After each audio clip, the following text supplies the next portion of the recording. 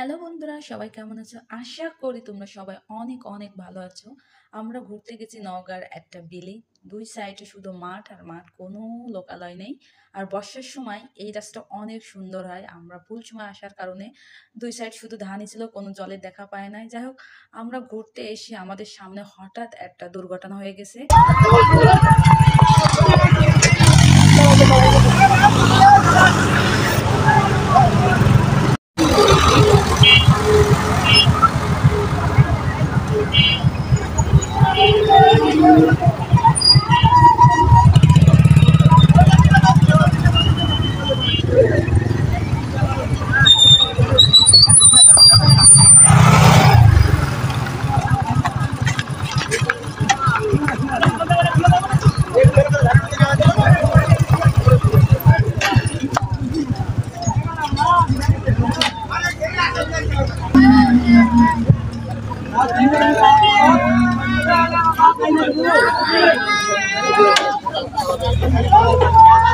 এই অটোওয়ালাকে চালানো না না ওই যে মুরব্বীরে ওই মহিলার একটু লাগছে মনে হয়।